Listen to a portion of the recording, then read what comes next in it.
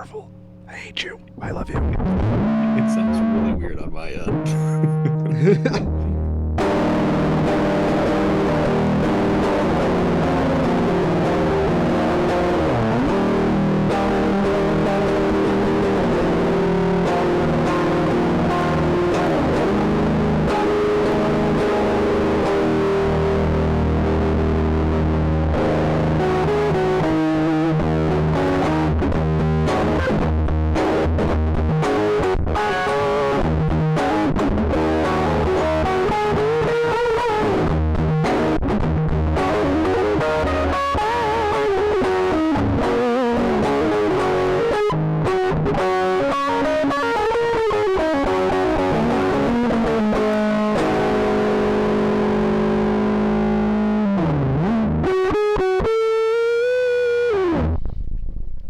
I got my hands on a Big Muff.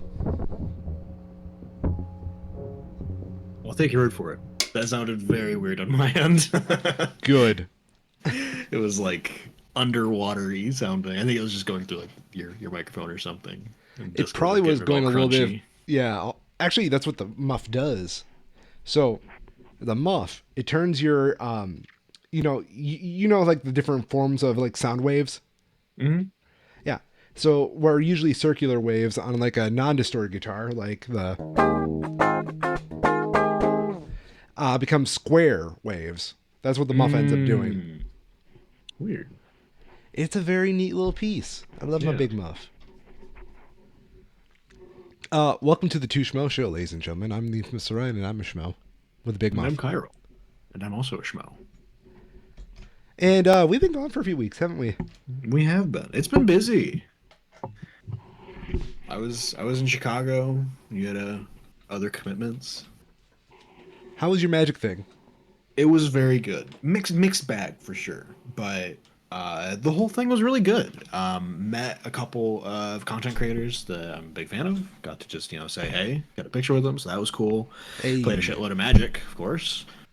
And it was just generally just good vibes. It's the kind of thing where I'm incredibly biased, right? Because we're in Michigan, but I strongly believe that Midwestern conventions are just like generally superior to other regions' conventions because of the attitudes that our people have.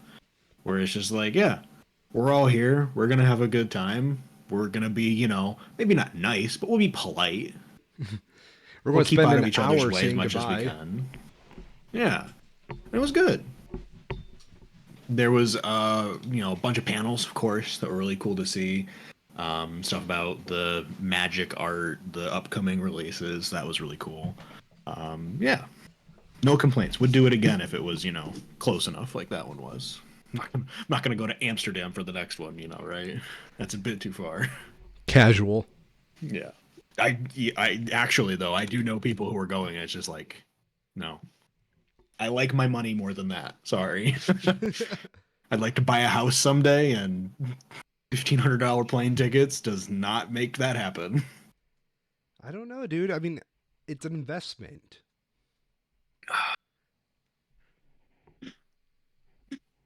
How was your thing? Oh, yeah. My girlfriend plays in a community band, and we spent last Sunday just going to that and seeing her performance. Oh yeah. Yeah. It was a very nice show. Shout outs. Community events are always good. Seriously. Highly recommend for folks in the Battle Creek, Kalamazoo area on generally on weekends, but it happens during the week too. Horrocks in now in Battle Creek, Harbor Creek area, does regular community shows, and it's just like, yeah, it's cool. You just get a drink, chill Same, out, t- have like pizza or something, watch some locals play good music, good same, vibes. same with my Horrocks. All right, because you guys have one too. I always forget that. I found out my Horrocks is actually selling bonsai trees this year, and I'm really considering getting one. Neat. Yeah. I'm just worried the cat's going to eat it. Do, do they do the like mammoth cheese wheel thing as well? Yes, they do. Awesome. I love that. We had to explain to my girlfriend's brother and his wife what a Horrocks was, and Yeah. they kind of don't believe it exists. It's cool. It's like the best And part it's about crazy Michigan. how long it's existed. Yeah. That's the thing is it sounds like the kind of thing it's like, oh yeah, that's like some millennial plant or some, recent idea. But no, they've been doing it for like 60, 70 years now. It's wild. Yeah. It's like a dynasty thing too, because like don't Mm-hmm. like each Horrocks is owned by a different like person, right? Yep. Yeah, that's what I thought. I believe so at least. That's my understanding. People like to say when you come to Michigan, go to Meyer. No, go to Horrocks. Go to if you can. Yeah. It's pricey, but it's worth it. It's all good stuff. It's got like the best produce. Yeah. It's like the promise that Whole Foods makes actually delivered. It's funny too, because last time I was there, I was like, man, this is just a better Whole Foods. Mm-hmm. It's a Whole Foods without an Amazon Prime membership. Exactly.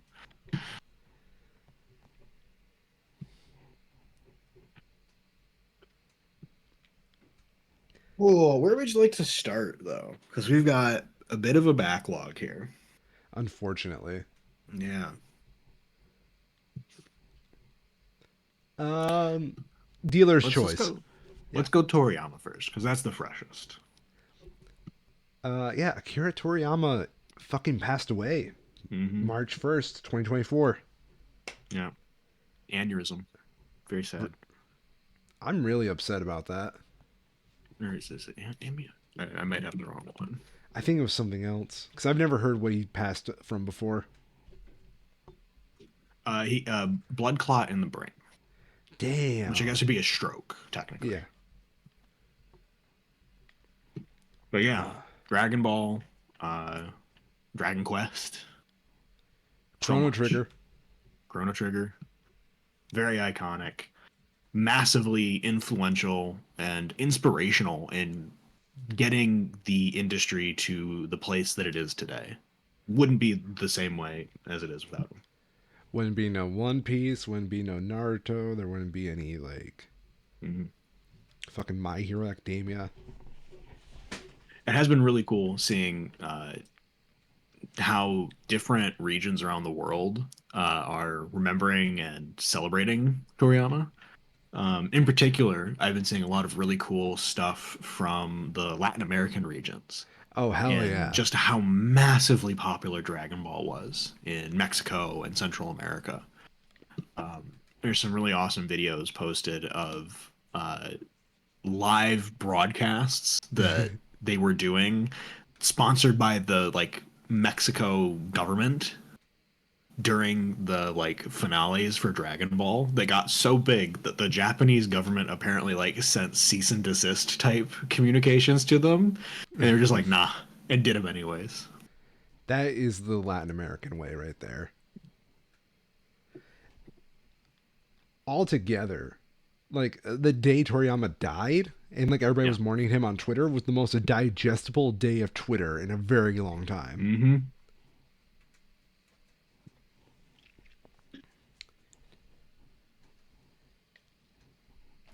You haven't seen all the Dragon Ball, have you? I have not. I'm so sorry. It's one of those things though where it's just like there's a certain amount of just cultural osmosis that you have where you can't not be aware of, like what it is and what happens because it's just so prevalent. That's very fair too. That's what one of my friends told me as well. Like, damn, I'm not going to even start it because I already know what's going to happen. Right.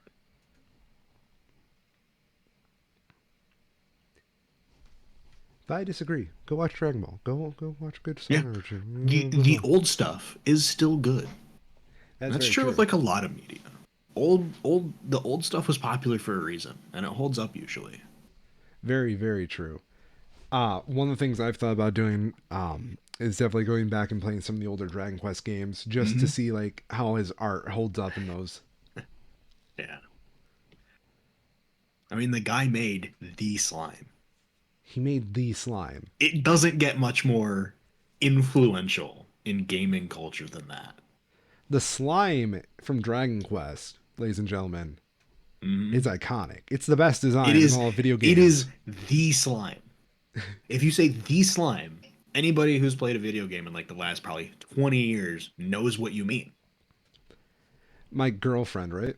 She bought us Hmm. these pumpkins for Halloween. They're little blank pumpkins, and we were just going to use them to paint over them and make like little substitute jack o' lanterns. Yeah. Yeah, I turned my fucking pumpkin into the slime. Nice. Thank you. That's very good. I'll say though, I'm playing through the original Metal Gear Solid right now, Ooh. and dated. It's kind of fascinating from modern standards because it has changed from what was, of course, sort of like an action game at the time, and it would have gone through this period in like the 2010s where it was like still an action game but getting more dated.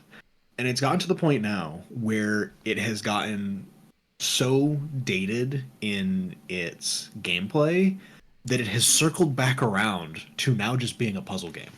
And it is just a puzzle game now, and that's kind of awesome. And it doesn't feel, uncomfortable to play because of that. It's definitely a different mood in the gameplay compared to other stuff, but yeah, good old 90s dense as hell game design with backtracking and obscure little things you have to look out for. It's good. And it's incredibly charming how they still haven't figured out like how to do a first person camera quite all the way yet. It is kind of weird how fast the arts of video game has, like the art of Hmm. video game design has come. Yeah. Because like I've told you, I'm playing Skyrim for the first time, Hmm. and like it's amazing because that's like one of the first real big open worlds in video games. Yep. But like at the same time, I'm used to playing like Tears of the Kingdom and Breath of the Wild. Yep. So when I'm playing Skyrim, it feels very dense and like Yeah. not claustrophobic, but like compact. Yeah. It's unrefined. Yeah. And it's more comparable to like going through a theme park, in my opinion, than like an Yeah. open world. Just because it's like, oh, what's that little object? What ride is that? Let's go on that Hmm. ride. Yeah. Yeah. But at the same time, I do respect it because it's like kind of just interesting how the systems all were correct at the time. And Hmm. no one had those systems out yet. Hmm. Yeah, they've released it like 30 times now for a reason. God damn.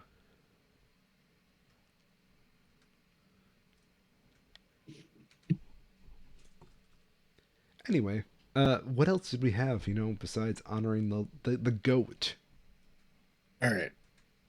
We'll get into some of the other stuff towards the end here, but we do need to talk about Trump v. Anderson. Supreme Court's ruling on the Colorado uh, 14th Amendment case because it is a doozy, and there is a lot of kind of fascinating context in it. So, surface level, Supreme Court ruled 9-0, enforcing Section 3 against federal office holders and candidates rests with Congress and not the states. That, on its own, is a pretty expected decision, I think. Yeah. Um, there's definitely some very, in my opinion, very fair criticism to be levied against how they handled the pretrial processes in regard to their arguments that they made, where they were trying to talk about how, like, oh, they did, not they tried, they did lump this Colorado case in conjunction with every other case regarding whether or not Trump could be on a state's ballot together. And then they in turn started a question about, oh, can one state disqualify a person for the entirety of the nation? And it's like, well, no, of course, but that wasn't what was being argued. And you could also argue that there are other mechanisms in place that do that already. And those have been called into question with this ruling. But ultimately, the 9-0, broadly speaking, wasn't a surprise. What was a surprise was the hidden 5-4 decision baked into that 9-0. And surprising on top of that was that Comey Barrett sided with the three liberal justices in the minority opinion. So credit to her for somehow being giving the appearance of being more sane than Gorsuch. That's certainly not an easy feat, but uh, the main question that was put forward was Section 3 of the 14th Amendment. Let me actually pull up the 14th Amendment just to get the full text here because there's a lot to it. Section 3, no person shall be a senator or representative in Congress or elector of president or vice president or hold any office, etc., etc., etc.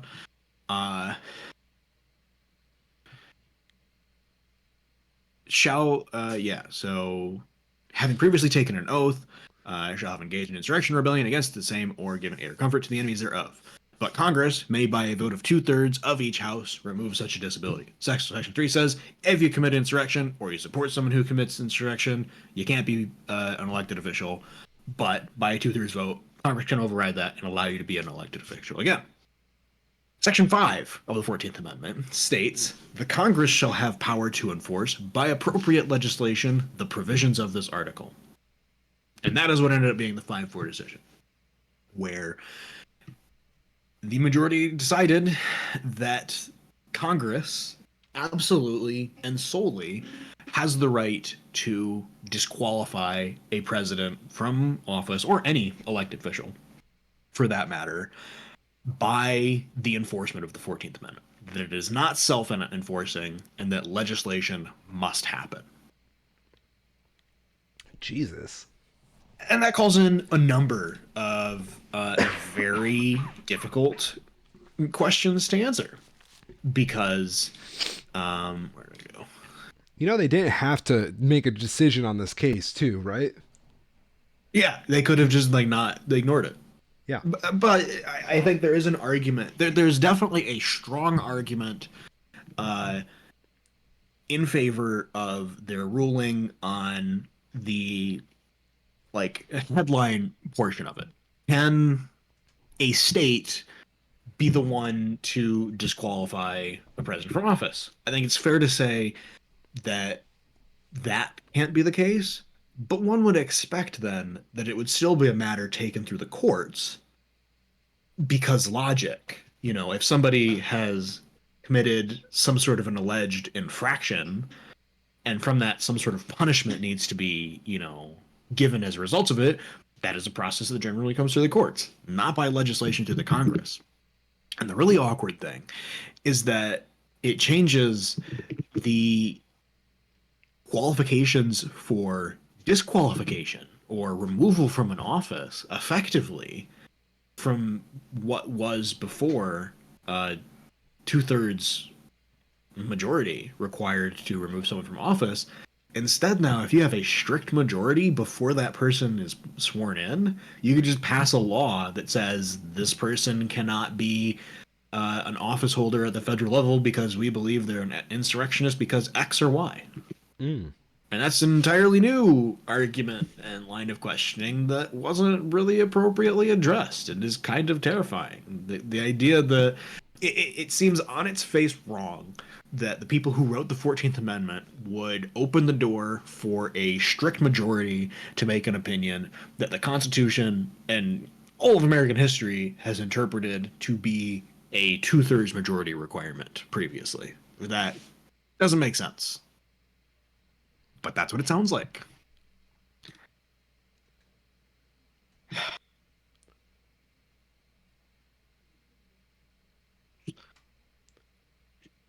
I really don't know what to say because, quite frankly, I'm in your boat. It's not. I don't know. I don't like the Supreme Court. It's such Mm-hmm. a weird amalgamation of self interest at the end of the day. Yeah. Yeah. Yeah, never mind. Later this month, we're going to have Clarence Thomas ruling whether uh, an individual engaged in the same insurrection that his wife did, and he hasn't recused himself. No conflicts of interest there. Something else that's not really been clear as a result of this ruling is whether the states are allowed to enforce any disqualification from office in their election processes. I mean, it's If a implied they are. non-citizen Yeah. or an 18-year-old decided to run for election in Colorado and they are able to meet the other requirements to have their name put on the ballot, could Colorado remove them from the ballot? It sounds like no. I mean, Uh, it and sounds like no, but it's an implied yes, mainly because they just don't want to argue over it I, unless it's in I don't their own know. self interest. It would probably be the case, but this ruling makes that unclear, where it was Fair. explicit before. Yeah. Very ironically, uh, the state of Colorado, in their arguments for removing Trump from the ballot, quoted now Supreme Court Justice Gorsuch in a previous decision in that exact context. Quote, as then Judge Gorsuch recognized in Hassan, it is a state's legitimate interest in protecting the integrity and practical functioning of the political process that permits it to exclude from the ballot candidates who are constitutionally prohibited from assuming office. Now they're just being silly. Yeah.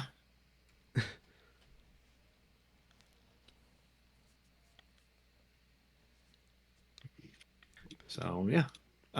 It's disconcerting for sure. It Hmm. obviously is still exceedingly unlikely that the Supreme Court will rule in Trump's favor on the presidential immunity case that is still pending. But this being, another notch in the belt of decisions that seemed a lot more clear cut than they were, that SCOTUS decided to go and completely reach beyond the original question involved in it.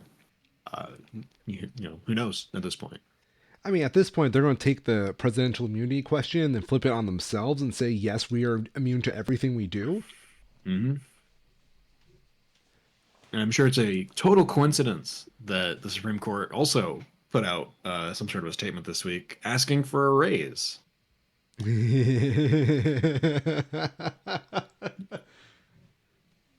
Do you think Clarence Thomas kind of pushed that because he's considering the John Oliver bet and agreement? It would be very funny if that was the case.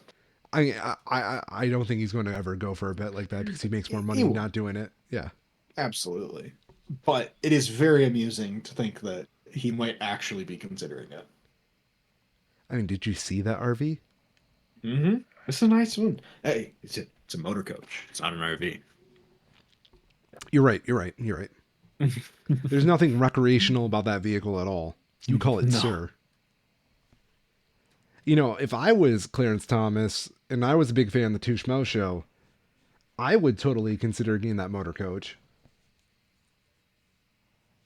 Wink. Mm-hmm.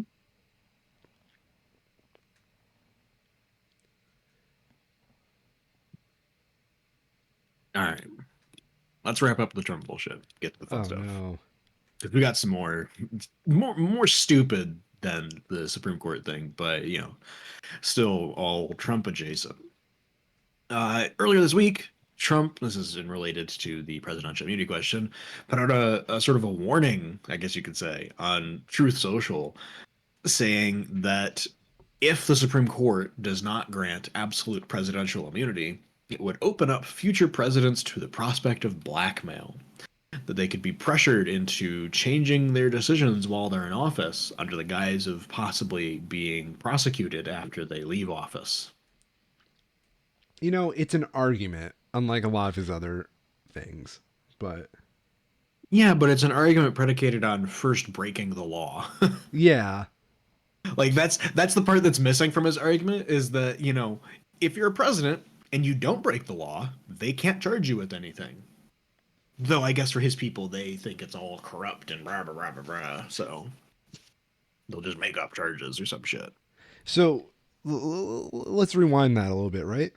Yeah. Because he's implying that they can be blackmailed at this moment because they don't have the Hmm. implied immunity yet. Well, he's saying that they I mean that is the logical thing to take from it. Yeah. Trump isn't saying that though. And never mind the fact that one could take bribes currently, and under Trump's argument, there would be no recourse for it because the president would be immune from prosecution for taking those bribes. Correct. But Trump's logic doesn't work logically. Well, I'm just saying, like, he could easily use that argument to imply he has political power over, his enemies, Mm-hmm. but Yeah, he and knows he the argument's does. bullshit. Yeah. But yeah, I don't think he's even given it quite that much thought. No. I don't think he gives it anything much thought right now other than, oh shit, oh shit, oh fuck, oh fuck.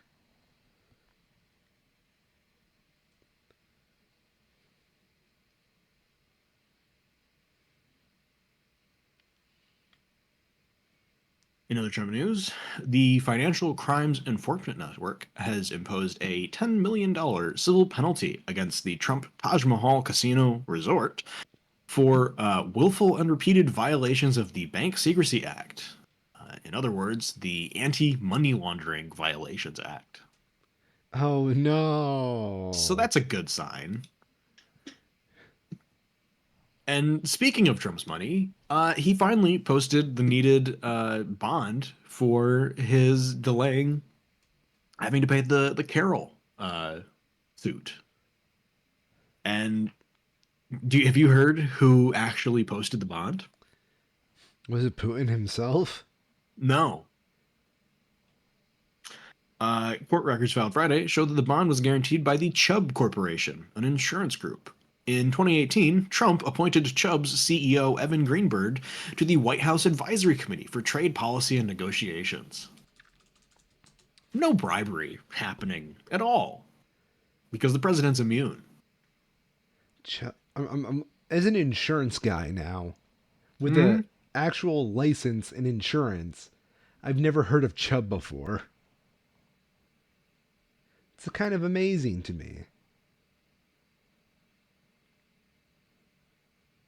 Oh my god. Oh, sorry. And here you go. Here's the Putin tie. Wikipedia page for Evan Greenberg shows that the Chubb group was criticized for accepting a donation from Len Blavatnik, a Ukrainian-born billionaire with close ties to Vladimir Putin. Evan Greenberg is a member on the Council on Foreign Relations, as well as his father and brother. I'm on their Wikipedia page, and they immediately have the securing bond for Donald Trump defamation appeal. That's one of their controversies.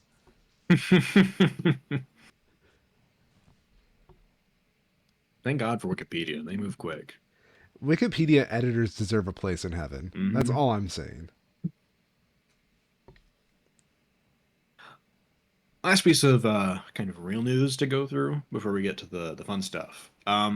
Alabama Supreme Court, this is quite a while ago now, but the Alabama Supreme Court issued a ruling that embryos, in specific to IVF treatment, are to be classified as people now.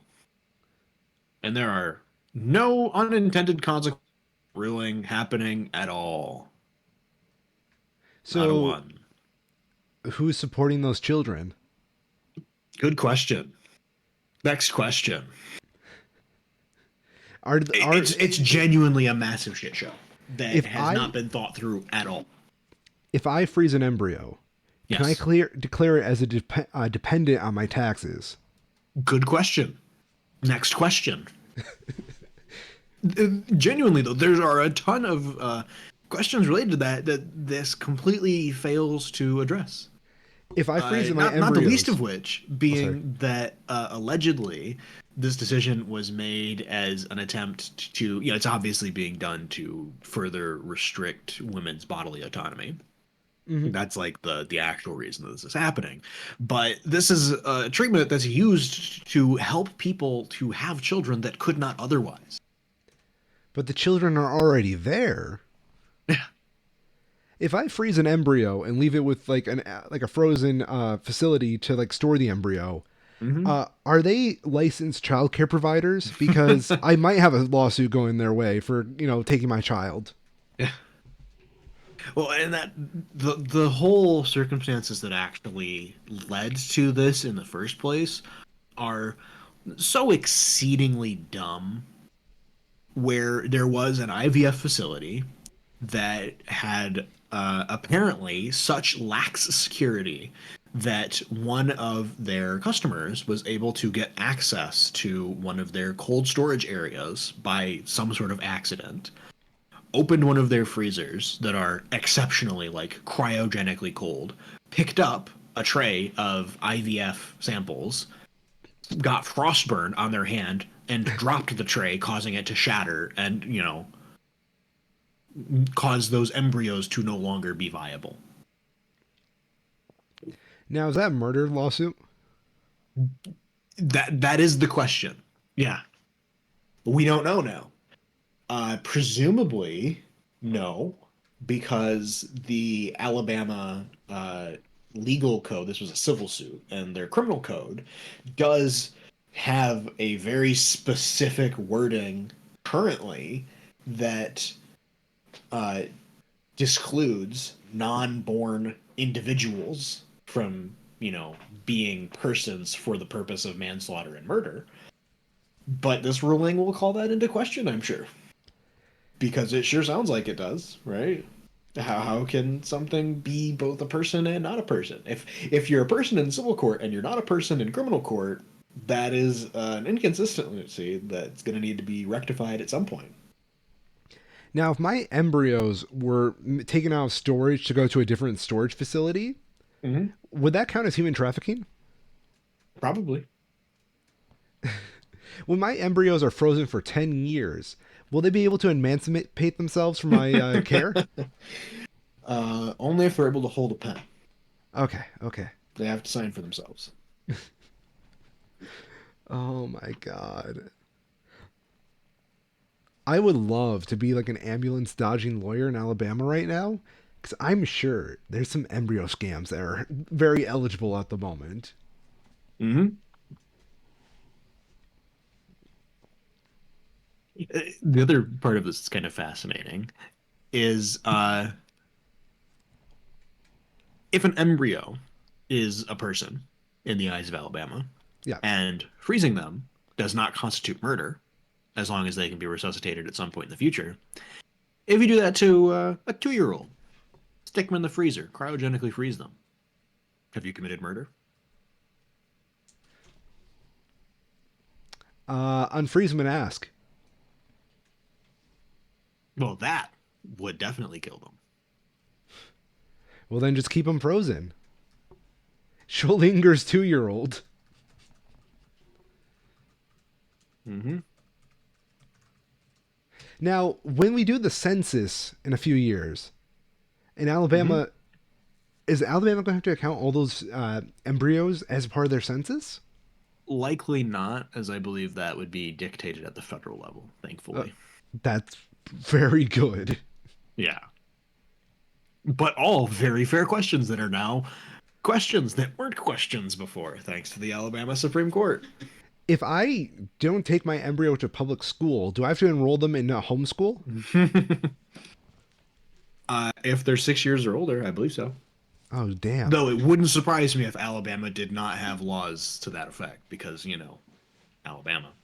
Can CPS check in on my embryo? That would require Alabama to care about children after they're born, so probably not. Okay, thank God.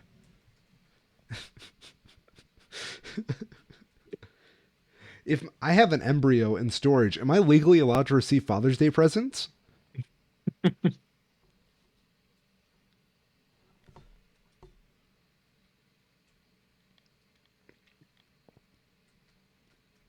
If me and my wife freeze an embryo, right? Mm-hmm. And then Yep. we divorce like a week later, do we have to go over a custody court battle on that embryo? No, like with any child, you just cut it in half. Okay, thank God. Because, like, what if only I get the embryo on every other weekend? Mm-hmm.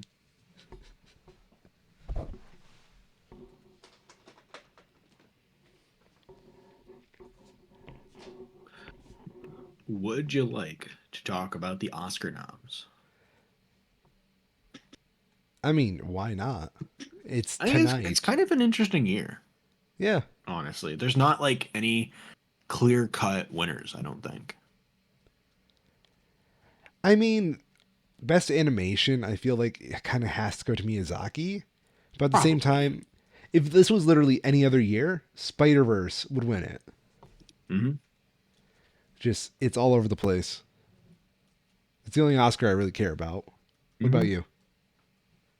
I'm skimming through it right now. I honestly think that actor in a supporting role one is going to be really interesting to see who gets it because there's a lot of very strong contenders. But only one of them's performing their big hit single, I'm Just Ken, in the middle of the show. Yeah, but Robert Downey Jr. is showing that he actually knows how to act still, and that's kind of cool too. You mean he just isn't Tony Stark all the time? Yeah. Who's in for cinematography? Okay, that probably goes for Oppenheimer.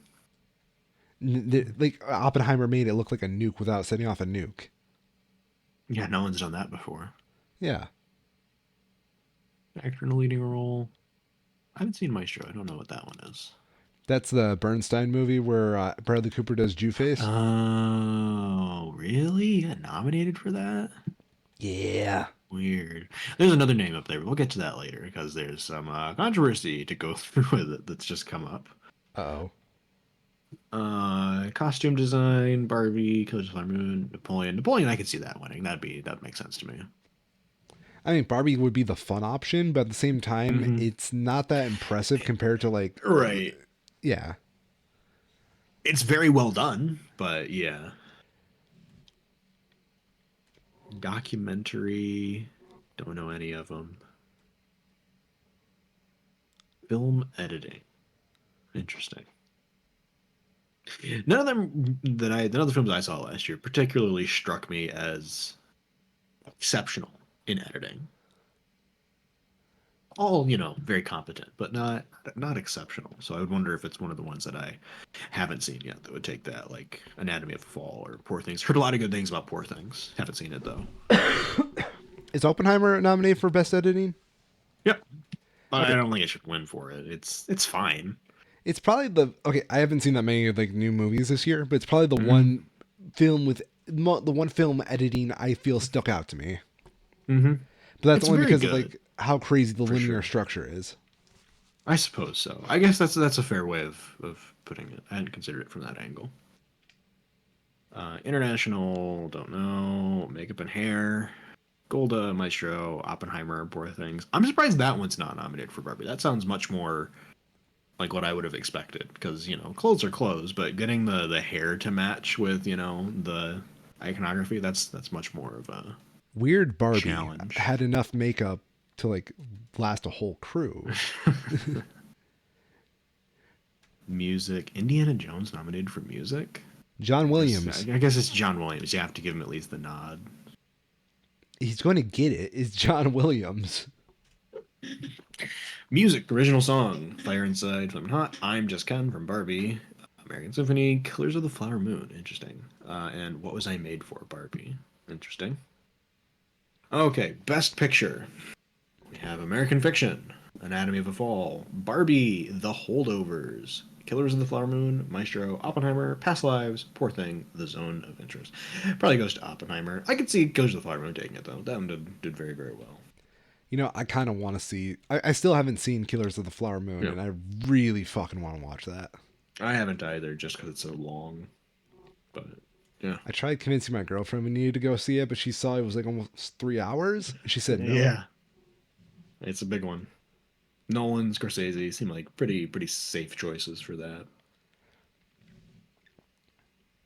Um, Sound. Mission Impossible is nominated for sound. I could see that. I think Yeah, Oppenheimer probably gets that though. That was the thing that struck me the most was the sounds of the nuke going off was very cool. it was like a texture more than a sound at that point. Hmm. Yeah. Yeah. Visual effects. The Creator, Godzilla Minus One, Guardians of the Galaxy Volume 3, Mission Impossible Dead Reckoning Part 1, and Napoleon. Napoleon's a bit of an odd one out there, but that's a very strong category. I'm going with Godzilla minus one. I I would haven't hope it wins. I think it deserves it. Wouldn't be surprised if it doesn't, though.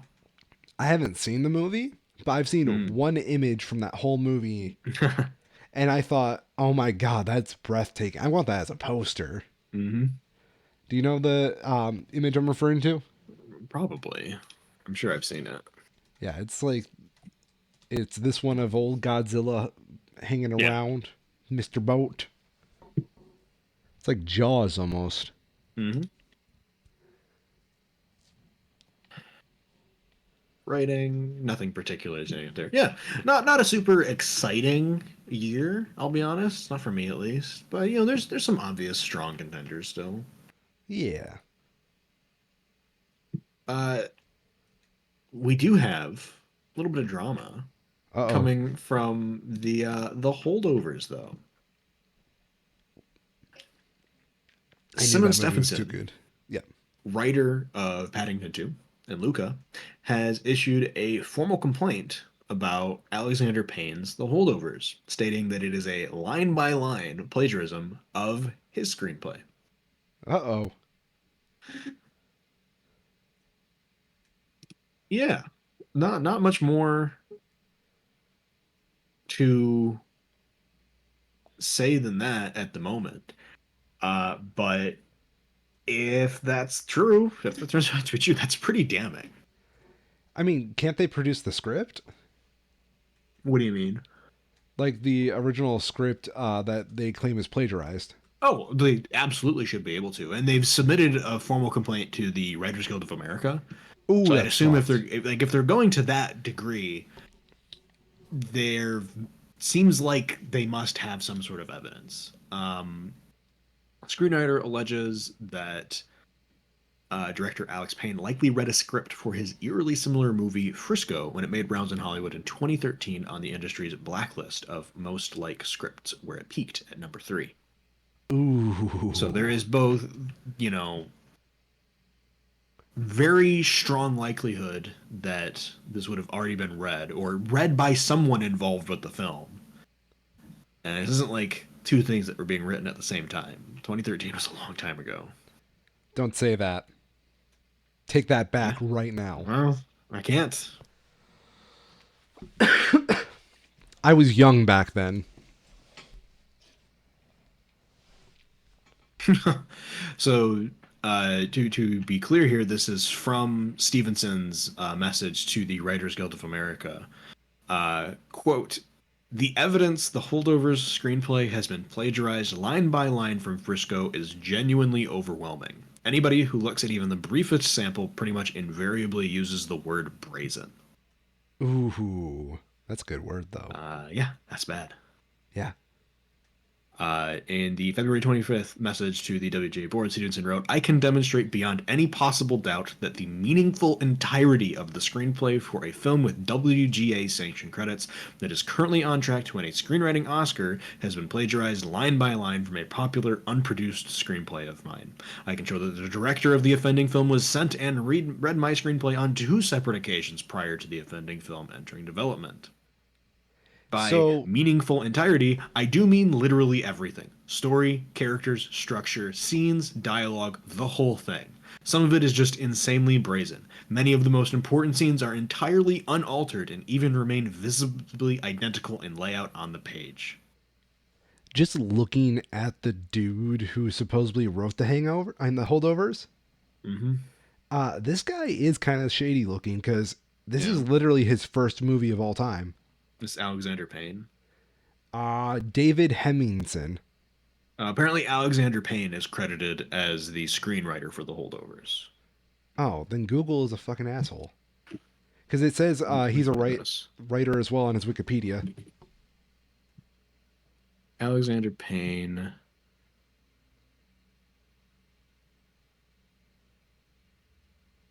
Oh, this is a bit of a yikes here.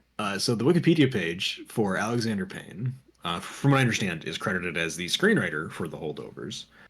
Uh, it details his career as 85 to 96, short films and film debut, 99 to 2013, breakthrough and acclaim. Talks about his work on Election, on Jurassic Park 3.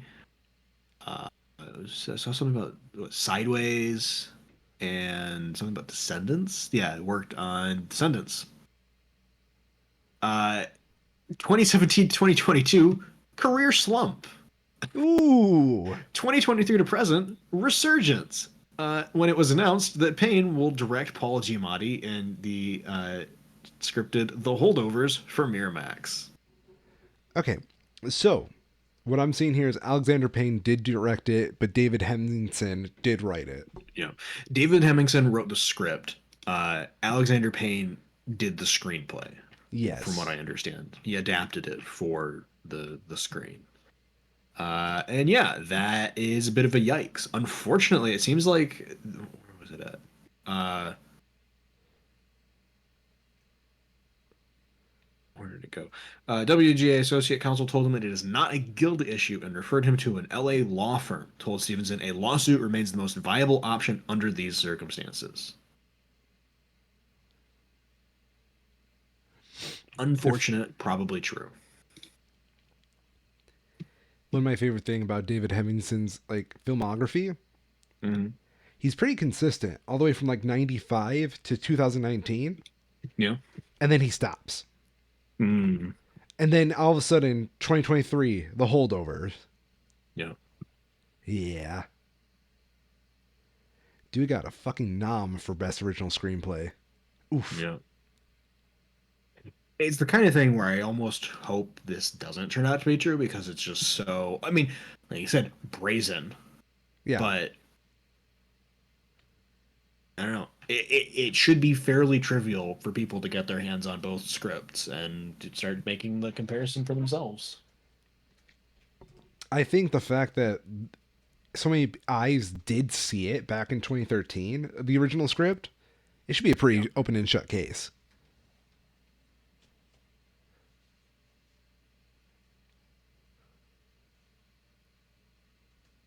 I mean, his filmography for looking at David Hemmingson now as well is pretty underwhelming Yeah.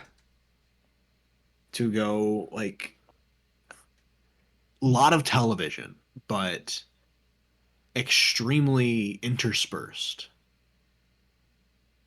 And there's some big things on here, in fairness. But like, so did a stint working for American Dad from 2005 2008, where he was a co-executive producer for 22 episodes, but only a writer on two of them.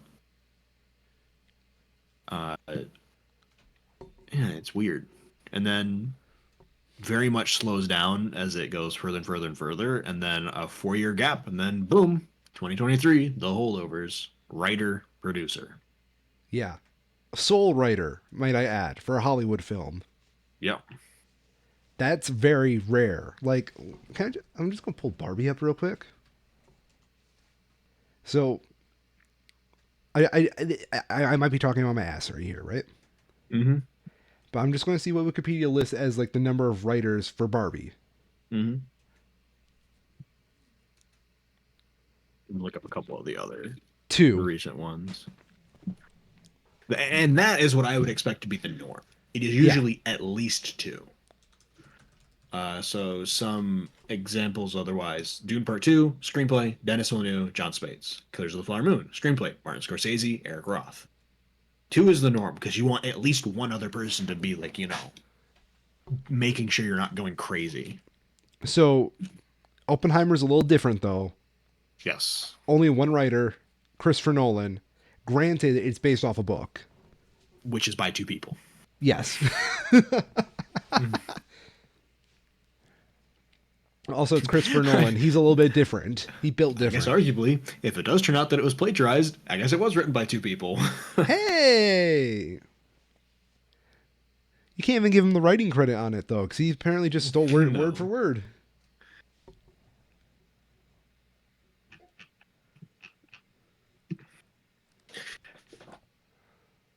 Couple of new releases for this week, though. Ooh. Minor one, but from what I understand, is still doing fairly successfully. Kung Fu Panda 4. E. Okay, I gotta Um, look this up. watched a few reviews for it. Overwhelmingly positive, even if they weren't glowing. Um, Notably, I recalling a piece talking about the Kung Fu Panda series in general, about how, with the exception of the first one, none of them are particularly exceptional, but they're always made well enough to the degree that, you never feel like it's petering out, right? Like with Shrek, first two movies, really good. Everything after that, kind of medium to bad. The Kung Fu Panda movies have remained quite good for the most part, in contrast to many of the other similar films in the genre. It's probably DreamWorks' most consistent like series. Mm-hmm. Because even Shrek had Shrek the Third. Yeah.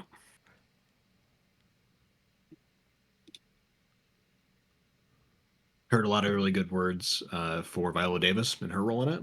Sounds cool. I mean, Viola Davis does what Viola Davis does, which Mm-hmm. is excellence. Yeah. I was watching her show with my girlfriend, How to Get Away with Murder. Mm-hmm. It is not that great of a show, but goddamn, does Viola Davis just like steal the show? Yeah. She always does. She's phenomenal. Yeah. The big news, though, Dune Part 2. Uh oh. I am shocked at just how well Dune Part 2 has been doing. Because the first Dune by Villeneuve came out like what, 4 years ago now? All right, is it 2019? Was it 2020? 2021. I guess it wasn't that long ago. And it was good, of course, met with overwhelmingly positive reviews, but not nearly as sensational as Part Two has ended up being. There wasn't this, fervor on social media of people like making memes about it, right? That's the ultimate acid test for me. Are people making memes about it? And So not only are people making memes about it, but the memes have been fire. I've seen people describe this as like what it must have been like watching like Empire Strikes Back in theaters back when that first Yeah. came out. Empire Strikes Back, Two Towers. It's very much the second movie in a trilogy, but each part has, without question, stood up under its own weight. Hmm. Um, for clarity, I have seen Dune Part 2 3 times now. More, I think, than any other film release uh, in the opening week ever for me.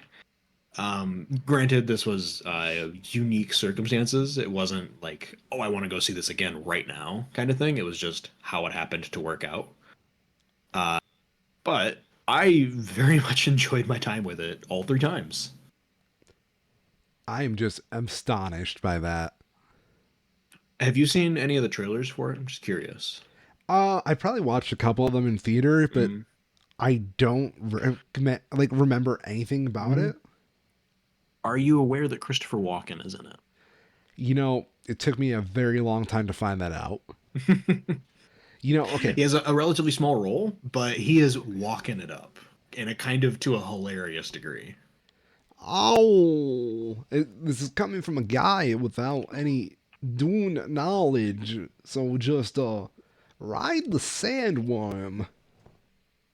Like, yeah. Is that it? Not quite, but he Turn. does. There's one particular scene where he is like speaking down to the evil Baron in it, and he has his very Walken-esque vocal cadence. And it's like, oh shit, yeah, Ooh. that's Walken. And obviously his history with Dune already is, very funny.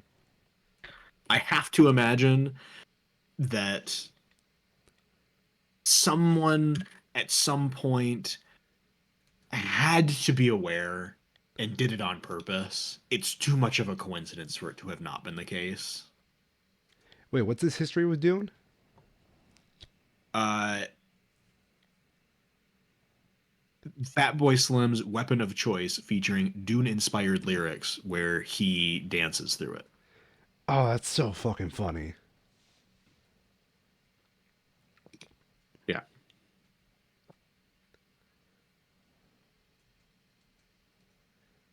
Yeah, it has the line "Walk without rhythm and it won't attract the worm." Yeah, apparently Walken was unaware of the connection, which is amusing. I have to hope somebody was though. It's too perfect not to be the case. The casting director. It has to be. Yeah, casting director Dennis Villeneuve, somebody at somewhere was like, "You get me, Christopher fucking Walken." What's he got going on? He's out in shit lately. Come on, bring him out. And he plays the role really well. It's ironic because for like the first 3 quarters of the movie, he barely speaks, but he has an exceptionally imposing presence that is very effective. I feel Just like Christopher Walken could play a very good villain. yeah, for as stacked as the cast for this is, it still feels pretty underrated. If you get what I mean. Like there's so many people here. It's like, oh yeah, I know that person. I know that person, and they're all just doing it like to the nines. But it's got Zendaya, Spider Man's girlfriend. I mean, Spider Man's Yeah, and she girlfriend's does boyfriend's. I don't know. exceptionally in Yeah. this. She gets so much more screen time, and she does a great job with it. Willy Wonka's also in it. Yeah, I'm just gonna go through the cast because it is kind of absurd. Timothy Chalamet and Zendaya, of course. Rebecca Ferguson, Javier Bardem, Josh Brolin. Austin Butler does phenomenally in his role as Feyd-Rautha. Florence Pugh, Dave Bautista, Christopher Walken, Leah Sado, Stellan Skarsgård. Everybody giving like all-time performances of their careers. And Damn. I don't know. I don't know if it is, uh, you know, just the right time in the right place, or probably more likely it's just Dennis Villeneuve being an exceptional director and knowing how to get the best out of the actors and everyone he works with. Um, because I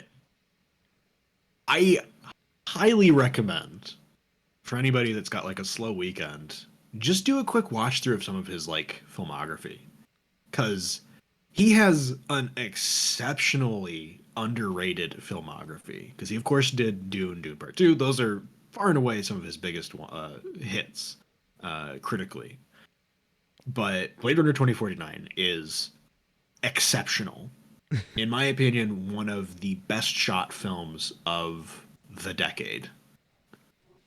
Arrival, Sicario, Prisoners in particular, is very much uh, one of his earlier pieces, but is still exceptionally well put together, and has a bizarrely star-studded cast: Hugh Jackman, Jake Gyllenhaal, Viola Davis, Terrence Howard, young Paul Dano.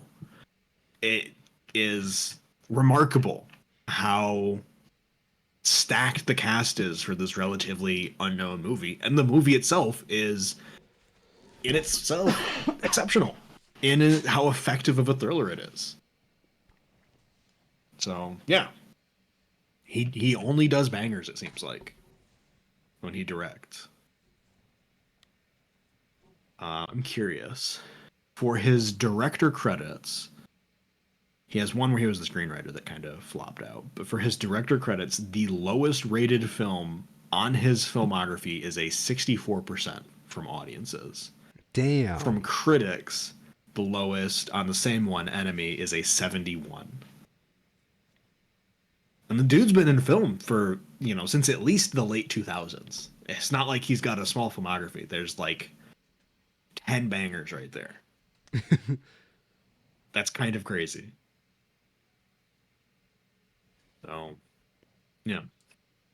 Very much looking forward to the eventual release of Dune, what I'll assume will be called just Dune Messiah, because that's what the book was called, but we'll see. Maybe it just calls it Dune Part 3. There are some pretty substantial changes from Frank Herbert's, Dune book to what's being put on the screen that make it much more widely popular. Makes a lot of sense, the decisions that they've made. So we'll see how they end up doing it. But Dune Part 3 has definitely been confirmed. It doesn't have a date yet, and details on how they're going to actually do it are a bit scant. But yeah, I've got to don't want to catch go up. too much into details yet, of course, because I would like you to see it unspoiled. 'Cause it's very very good, but I highly recommend it. At this point, I'm probably going to try sneaking it into my routine somewhere because Yeah, I do see the memes. The memes are everywhere. memes are good. In context, the memes are amazing. There was a really good one that was going around today. Apparently, in an interview, it was really revealed that uh, there's a something they call the water of life in the movie that's like Yeah. this like blue sort of milky metallic liquid, and apparently it's predominantly just UV blue. And there's a great response to somebody that said, "No wonder Timothy wanted two bitches after one sip of that John, he was lit." And it's just like, if you can get people to make memes like that about fucking Dune and they land, you've won the internet at that point. It blows my mind that Dune's in the pop culture right now.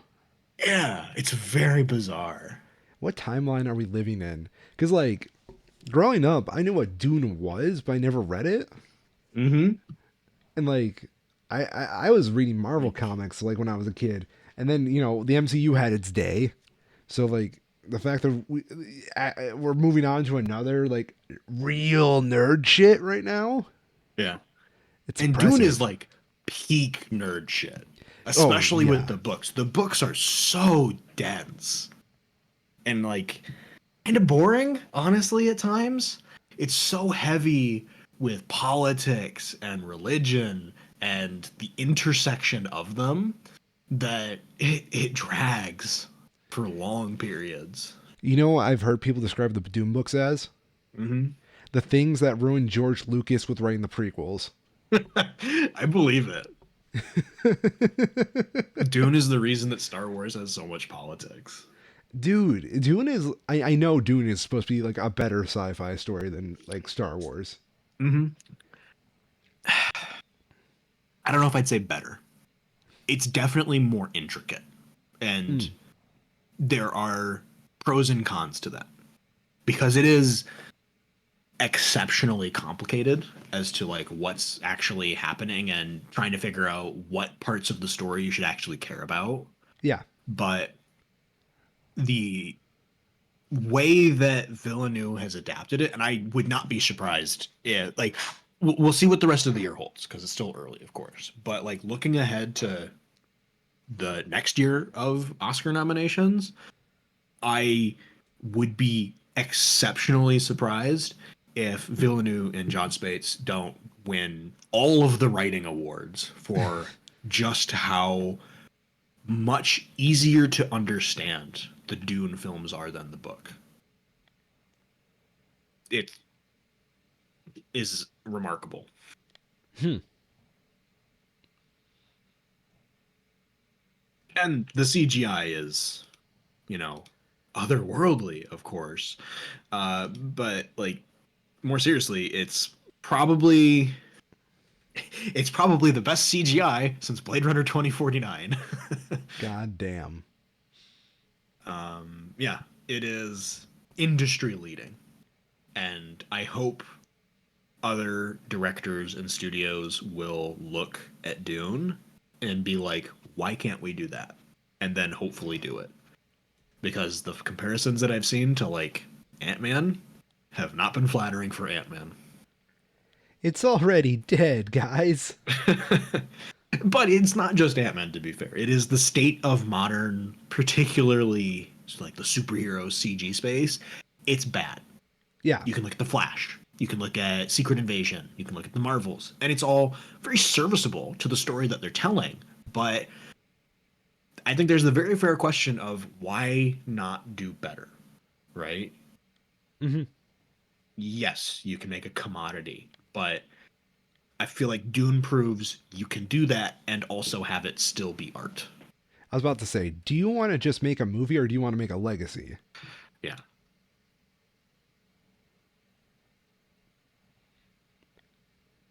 And that's why we give Dune 2 a 7 out of 10.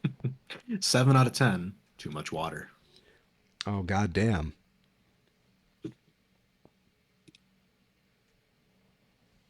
Did you ever watch G4 as a kid? Intermittently, not like as a rule, but I definitely seen my fair share of it. Same. Like the old G4 before the failed revival happened. Yeah. Yeah. I always like imagining like those old X Play reviews. Those were always my favorite. Hmm. Yeah. Something I'll be very curious to see that I don't know yet is how many extras they had for some of the scenes. I'm gonna send you a couple of the promotional shots that they have here. Oh, Rotten Tomatoes. I always forget this. Just let me copy your fucking pictures, you bastards. Were they WebP? No, you can't copy them at all. Why I have not? to do screen snips. It doesn't allow it. It's the way their website's set up. If They're you they're poopy butts. right click on it, it is not an option. So a couple pictures here from the promotional shots, particularly the crowds in the background. That is a very prevailing tool that is used throughout the film. Are large groups of people in the similar way that like the Lord of the Rings used.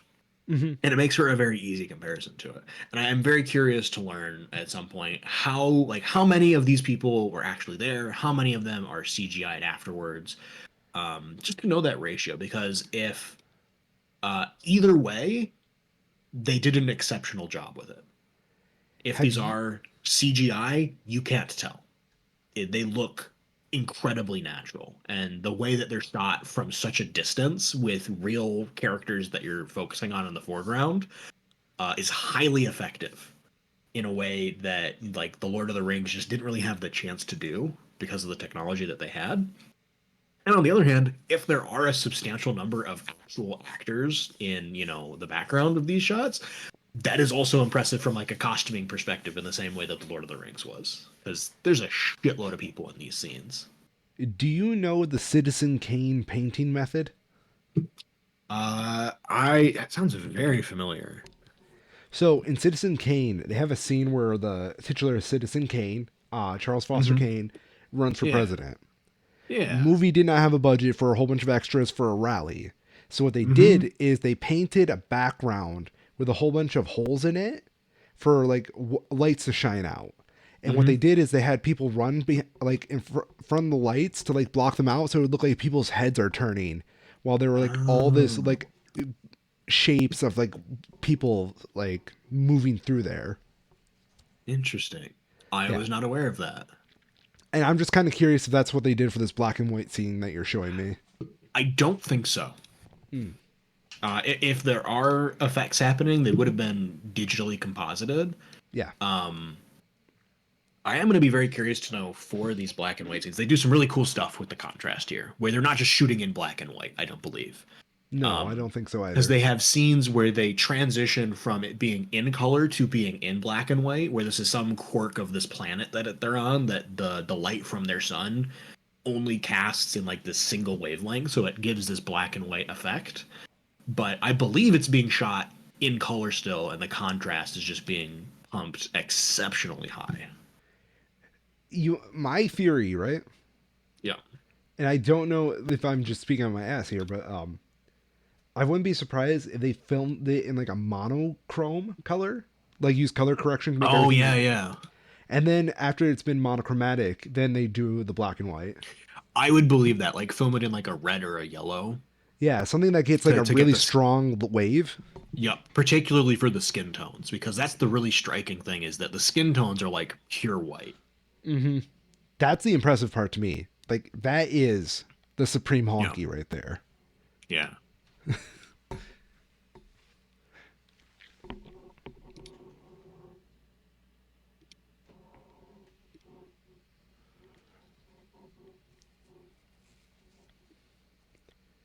I didn't know you could make black and white so high depth.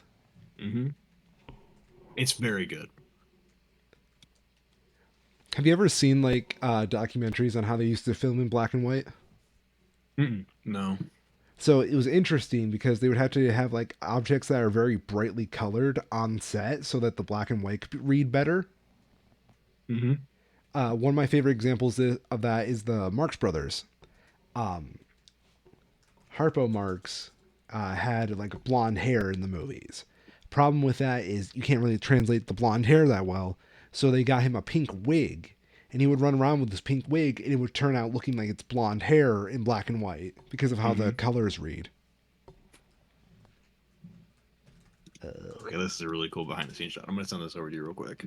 Yeah, Really cool example of just how exceptional the costumes for this film are.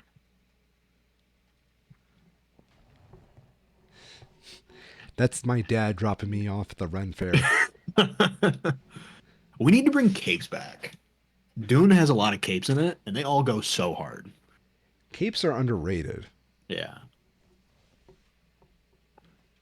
that's some cool shit. But in particular, I was remarking at how many people in the background are fully costumed. I believe those are just extras, but not entirely sure. Wouldn't surprise me if that was the case. I'm almost certain that's got to be extras. Yeah. Something that I'm going to be very curious to listen out for when Dune Messiah does eventually come around. And it's a word that is notably absent from Dune Part 1 and 2 is jihad. The Dune books Ooh. are not shy on their very intentional allusions to Islam, and particularly modern interpretations of Islam as it relates to jihad, holy wars. Mm.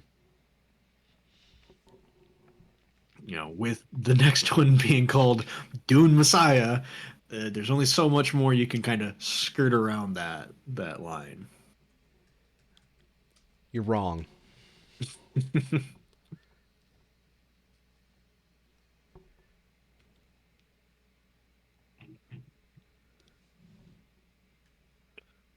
Trying to think anything else. I don't want to. I have lots that I would like to say, but avoid Yeah, spoilers as I can. I apologize that I do not have time to No, watch movies as much as I used no, to. that is totally fine. Um,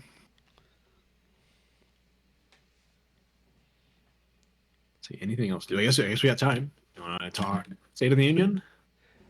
You mean State of the Dune-ion? I don't know. Yeah, yeah. I'm going to sit in the corner real quick because that was a crime against comedy. My only exposure that I have had to the State of the Union, other than just seeing people talking about it, was the live tweeting that Jorts the cat did during it. Oh no, go on. It was a pretty good summary, I think. Let me see if I can find it real quick.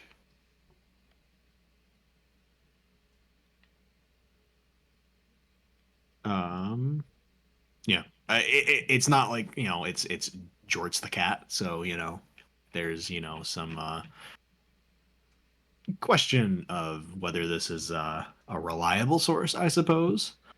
But you know, Every source is reliable if you don't have standards. That's what my uncle at Nintendo told me. where is it? Oh yeah.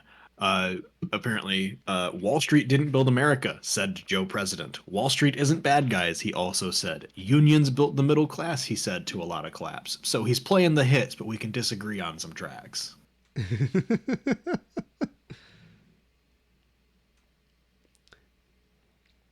I'm just saying, Biden going for the union like poll, classic.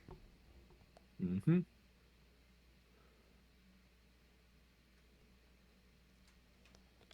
I have really no strong opinions on the State of the Union. I have like a rule that I don't trust State of the Unions on election years. Yeah, it's definitely it's campaigning, right? Yeah, And it makes sense to a degree because you want to say these are what I want to do, but you got to give me the time.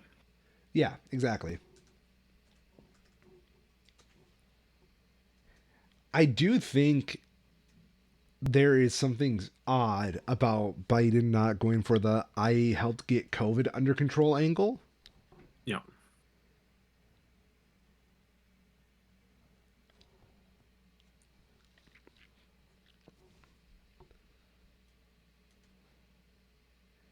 But I also don't know if it's just because like mentioning COVID makes voters feel sad. This is another good one from George. He is heckling Republicans about how they're planning to cut taxes to rich people. They're booing. Now he's talking about how snacks are smaller. It's true. We should be worried about getting smaller snacks.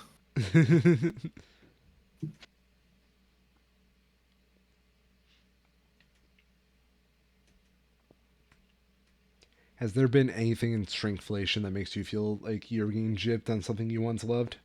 Yeah. Fucking Girl Scout cookies. Are you serious?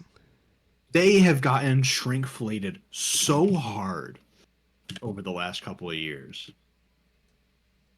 This I Let me was see if not I can aware of. like. Yeah. It's bad. Because they used to be like 250 a box. Yeah. Do you know how much they are now? How much? Take a guess. I'm guessing around $5. $6. Fuck you, the Girl And you get Scouts. like half of what you used to. Like A company, genuinely half. a company using child labor is turning out to be kind of shitty.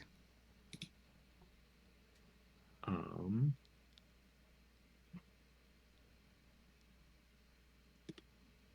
see if I can find.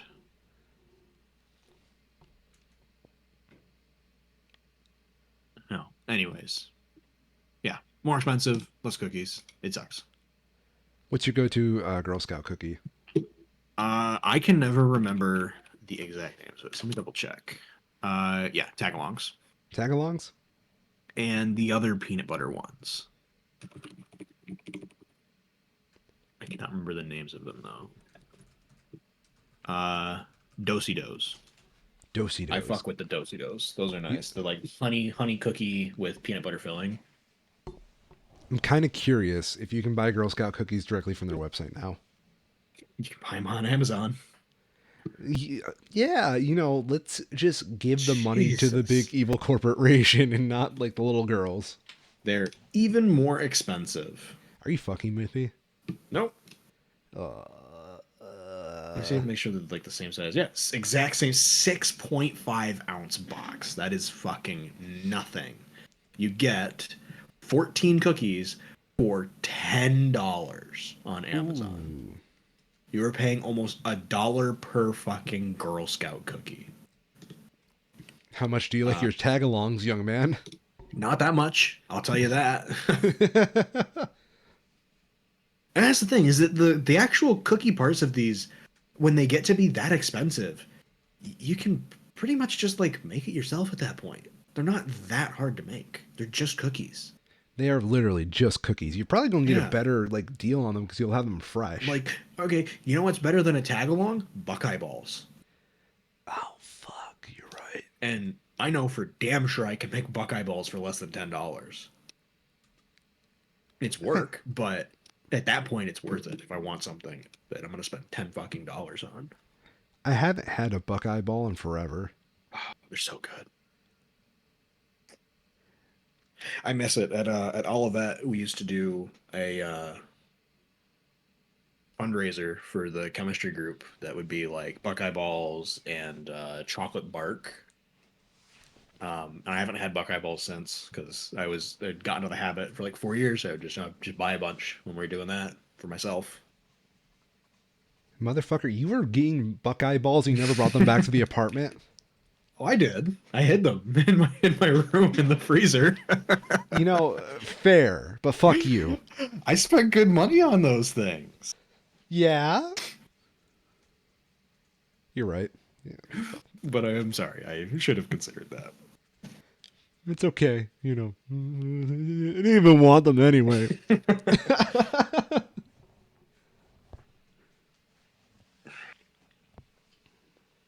You hid the Buckeye balls. That's okay. I hid the creature in the basement.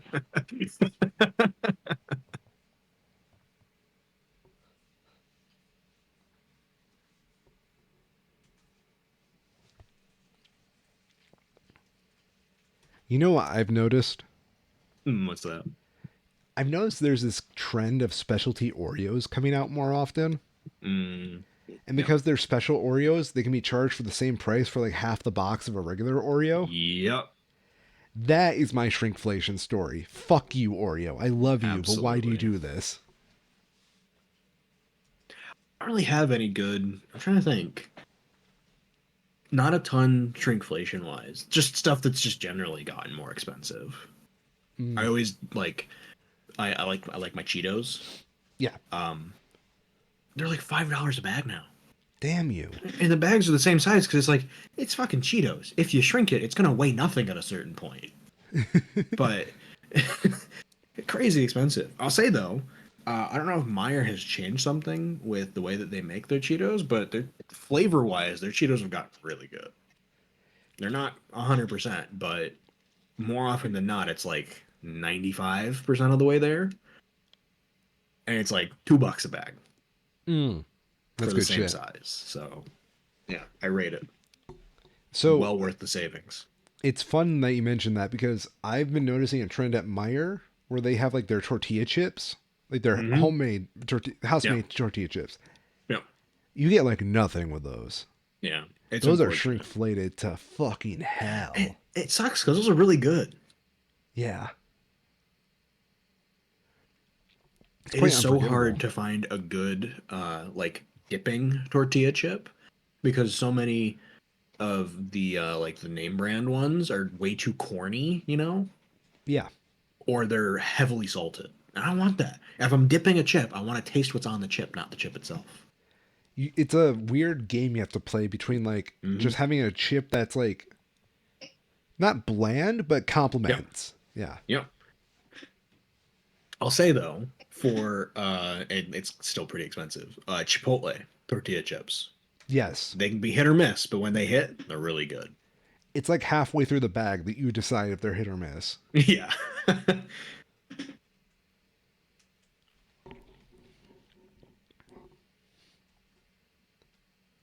Other news, I've started playing Helldivers 2 this week. How is it? It is I am surprised it's doing as well as it is. I'll put it that way. It's not bad by any means, but it is one of the buggiest games I've played in the last year, and I've played like 200 hours of Starfield. But I can't go like I've played like 10 hours of it and I literally can't go more than an hour without running into a bug that either crashes the game or requires me to restart the game. So explain to me what a Helldivers is because this is my first exposure. Okay. You know Starship Troopers. Yeah. Take Heart Starship Troopers and mix the ODST part of Halo together. Ooh.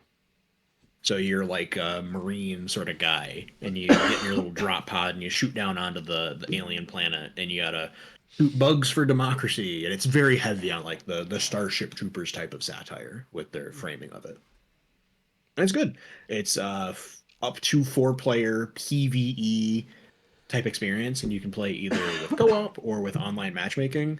And there are it's like a semi-open world, I guess would be the best way I could describe it, where you're in an open space and you can move around wherever you want in that space, but you can't move from like one grid to another without, leaving and reloading. Video games making our children play fascist simulators? Yeah. Why can't you play a good Christian game like Call of And Duty? would you know there are it has been extremely fascinating because we have Helldivers 2 and Dune coming out at the same time, and they are both extremely heavy critiques of the themes that are within them. Because, like, in Dune, nobody's a good guy. That's kind of the point. Everybody here sucks. And Helldivers 2 is obvious satire of fascism slash democracy. But you go on social media and you can't swing a dead cat without finding some people that do not understand what's actually being trying to communicated. Hey, the And sandworms in Dune are innocent. it is really disappointing and kind of frustrating at times to see people just being so thick that they can't understand satire. It's like Starship. When was Starship Troopers released? It's been like 30 years now, hasn't it? Yeah. 1997. 27 years. Like, come on, people. I mean, there are people who watch fucking South Park and think their Eric Cartman is supposed to be the voice of reason. I know. It's so disappointing. Like satire. Okay, hear me out, right? Yeah. Satire is good, right? Yes. And it's popular. But I Yes. think if you are in an environment where satire is so satirized, you kind of Hmm. miss out on the joke after a while, and you just think everything is straightforward. Maybe. I don't know. That's the only I way it makes sense. I think for me, in my opinion, it is just genuine illiteracy. That could be it too. I'm not going to say like people are smarter than they actually are because I've seen some fucking dumbasses. Yeah.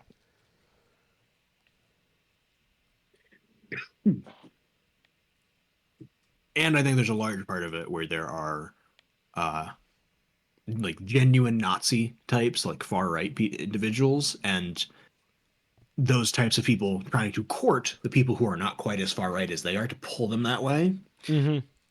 Things like Starship Troopers and Helldivers present that satirized glorification of fascism and war in a way that is very slick and idealized. And to say that that is actually making fun of you is counterproductive to your argument when you can easily just be like, no, this is good, and look how cool it is. Yeah, reframing the message, if you will. Yeah, like hijacking it. I should rewatch Starship Troopers. I feel like that's a theme you've been going in the last few weeks. Yeah, it's a good movie. I haven't seen it in a while though. Okay, Starship Troopers is not 30 years old, but it's getting dangerously close to it. It's a couple more years. I don't like that you just called that 30 because it's It's technically younger 27. than me. It's 27 because it released the same year as I did. Yeah. Yeah, no, it was quick math for me, unfortunately. Do you feel death knocking at your door, Chiral? Every once in a while. Do you wake up at Oh, night and shit. you hear in your own moaning the sound of the devil underneath your bed ready to pull you into hell? No, because my cat is too loud. Oh, never mind. Good job, Ren. She is so loud. I'm optimistic that now that we've hit daylight savings time, because daylight savings time, change your clock if you haven't. Um, her time, she's a cat, right? She doesn't know how clocks work. Mm-hmm. So I'm hopeful she'll start her nightly routine of being louder like an hour later, because that would be the same time for her. And then that's about the time when I would normally get up, anyways. But we'll have to wait and see. My cat, for all of you who are still catching up, got a cat. Houdini loves to like just attack my girlfriend while she's sleeping, but he does not fuck with me, and I do not know why this is such a thing. Weird. Yeah,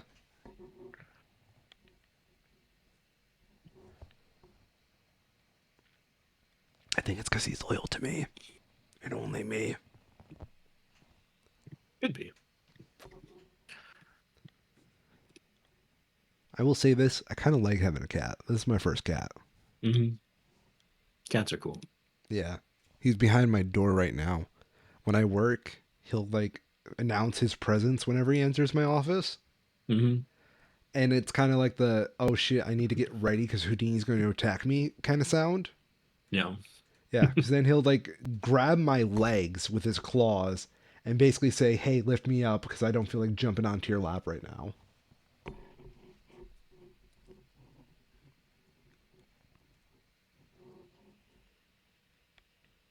Filling out the show here, we got some spoilers, leaks, I guess would be the right way to put it, for the upcoming Magic the Gathering Thunder Junction set, Cowboy Plane. Cowboy plane. Um, new. I don't know if it's gonna be a mechanic, if that's quite the right way to put it, but new game concept has been revealed, where you can now commit crimes in Magic the Gathering. What kind of crimes? Just crimes in general, where there are cards that will say like, if you have committed a crime, do X, or when you commit a crime, do X. Oh, pff, and crimes are considered any time you interact with your opponent, basically at all, is considered a crime, which seems pretty vague and has led to some very amusing corner cases as people have been looking at cards where there's like stuff that's like very obviously crimes, and by the definition of the crime mechanic, they're not crimes.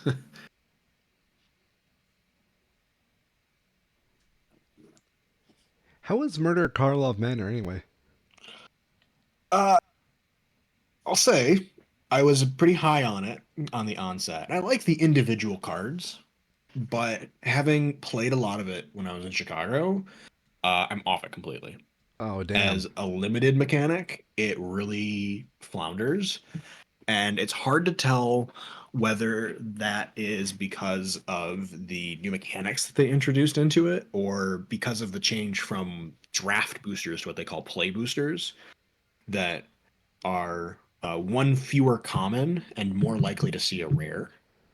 So it's 14 cards instead of 15. And I would hope that WotC would have taken the time to make sure that that wouldn't like completely ruin limited by having, you know, three fewer cards total across the Mhm. full pack. But it kind of feels like it, where it forces the cards to be better and more efficient. And then from that, the format becomes faster. And then at the same time, you're fighting with the like pseudo morph mechanic where it wants you to spend 3 mana for a 2/2, and that's slow. So if you try to play like with the set's mechanics, you get punished, and that's pretty unfortunate. And it's just not really fun. It was really not fun to play. I think I have Yeah, a it's a solution shame. for you. Yeah, Get good. I I won plenty. It just wasn't fun doing so. I'll say part of that though is coming off the back of Lost Caverns of Ixalan, the last set they had, which I think is going to go down as like an all-time great. Where if you're winning, it's good, of course, but even when you're losing, there are so many like mini game mechanics, things that ask you to do other things to get the full value of them, that even if you lose, you still get the satisfaction of doing the thing, right? Yeah. And that's really appealing. I played not as much as I would have liked, but some of that over the weekend as well, and that was always consistently fun for everyone. And you get dinosaurs. Who doesn't like dinosaurs? Dinosaurs are cool. Evangelicals. Fuck them. They can go in the forever box. What's the forever box? It's a coffin. Oh fuck. You're mean. You're a mean I one, am Mr. being mean. Chiral. I don't like evangelicals. Fair. What'd they ever do to you? What did Gestures vaguely to the last 8 years. what did they ever do specifically to you, Mr. Cisgender white guy, straight? Specifically to me, nothing yet. Nothing yet. But give them time. They'll find a way. They will. That's the problem with fascism. It's great at first, but then you get like 10 years down the line and the in group has to continue to get smaller and smaller or else fascism doesn't work. My It good. sucks. It's literally that reaping and sowing meme. Me when I'm the majority ruling party. Haha, this is great. Me when I all of a sudden get considered the minority in order to continue the political sham that we live in. Wait a minute. I mean, you're not wrong. Yeah. You know, It is it's the core fallacy of the ideology. as But someone people are whose family is here because of fascism, I kind of yeah. agree with you.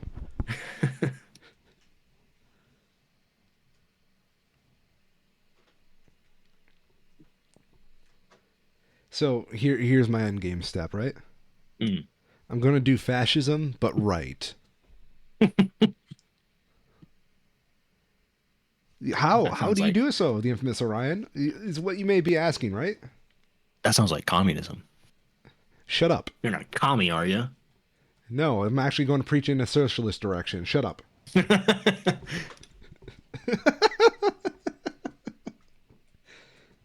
The end group starts small, right? Yeah. And then we just grow. It's reverse fascism. I get it. Yeah. So right now, I'm my own in group. I am the 1%. Thank you. I have a slogan for you. What's up? It's all downhill from here. It's all down. I'm sending you to the death camp. Hey, labor camp. It's rehabilitation, actually. Other news. Uh, Elden Ring DLC got a trailer. Oh, yeah. Very exciting. How was it? Scant on details, but just enough that all the lore people are speculating on it in a really nice way, pointing out the little, you know, turns of phrase that were used, the symbolism that's showing up. So enough to be excited about without giving away too much.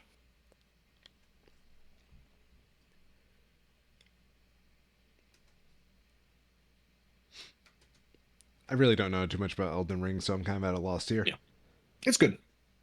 It's Dark Souls, right? So you have to be kind of in the right mindset for that sort of gameplay to start with. But if you do, it's very good. Fair. Very fair. Uh, Highly recommend, even if you like just don't care about like the actual gameplay part of it. YouTuber, make sure I get this right here. Oh wait, is it past it? Vati Vidya, Vaatividya.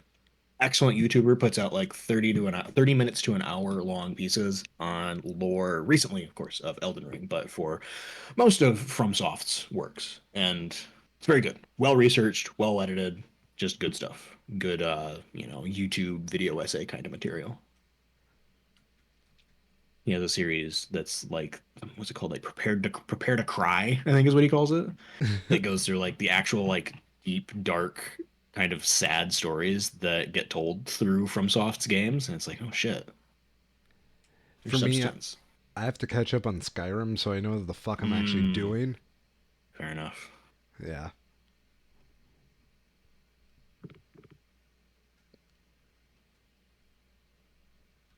Have I ever told you about the Wind Up Bird Chronicle? I don't think so. So it's a book, right? Yeah. I just finished it. It's a book that is very trippy Mm-hmm. and dreamlike. It's a detective story at its heart. And it kind of starts off as a parody of detective stories and becomes like a true one at the end. Yeah. Yeah. It is like a book with such a dense lore where everything is connected and then it just stops everything at the end to give you the like wrap up the main plot. And then it's like, okay, Mm-hmm. smart guy, now go figure out how everything is connected. It is one of those books that's like just a total mind fuck. So like I've spent like the last 2 weeks trying to connect everything, and Mm-hmm. I still can't connect everything. That's I pretty think cool. they should This be is just what? different, of course, but the first thing that came up for some reason is a screenplay adaptation of it, What the and it has fuck? this really clean cover. Let me see. Oh, Sure. I have to screen snippet because it's a PDF. Oh god damn it. But this is like for a black and white screenplay, super clean. Ooh, that is nice. Yeah. Yeah. Full disclosure, this movie, I Mm, mean, this would not work as a movie. fair It's enough. too I long. believe this is for stage, but yeah, I Yeah, believe it. I could see this as a stage. You couldn't do this in less than 4 hours. Wow. I Yeah, believe it. And that's always like the crux of the problem. yeah. How long actually is, I'm curious, David Lynch's Dune? Because I've heard about it and I know it's really long, but I don't know how long it actually is. Because it's the same thing, right? Where it's like the first Dune book is like 600 pages, and Villeneuve, of course, made it into two nearly 3 hour 2 hour films. Mm-hmm. This book is also Wind Up Bird is like 600 pages. Yeah. Doesn't show. This book made me read like Wikipedia on Japanese war crimes specifically, just so I could try getting the full context of the lore of it. Hmm. I still don't know what's going on. There's a charm to that, though. Yeah, It's nice to not know all the time. honestly, it's probably like one of the books that I would say is probably one of my favorites just on the first read through.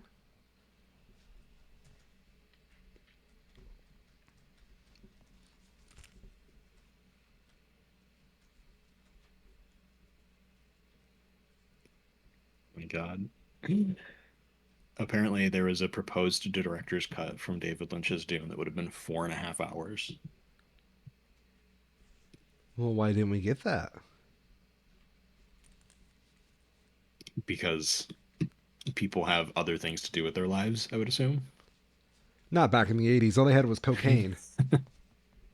I would well, yeah, that's very true. I would imagine it's probably also just large parts of it because there's like, it's a lot of CGI, of course, a lot of very dated CGI that maybe just like weren't finished at all to meet the timelines they had. That makes sense, actually. Yeah. I thought Dune would always work well as a miniseries. I could see it. And I Yeah, wouldn't put it past HBO to give it a shot now that they've already sort of proven that it works. unfortunate.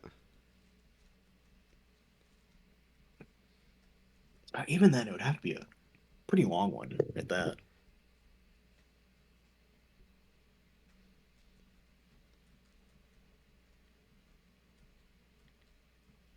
For a miniseries of entirely internal monologues about politics.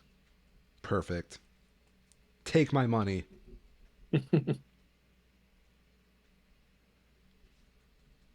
I believe that's everything I have, though. I think we're kind of caught up. There's definitely some other like smaller stuff, but we'll get into it. There's lots, like with everything related to Trump, right? There's news, but it's like, is it relevant now? Not quite. You can make a Trump lore channel. You could make like the Charlie Day red string map, There you but it's just go. like actually real. And then for some reason, Epstein just keeps popping up every once in a while.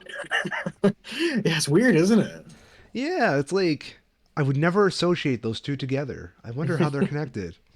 Who knows? Who knows? In that case, I'm Miss Orion, and I've been a Schmo. And I'm Chiral, and I've also been a Schmo. And this is a reminder to go read the Wind Up Bird Chronicle, ladies and gentlemen.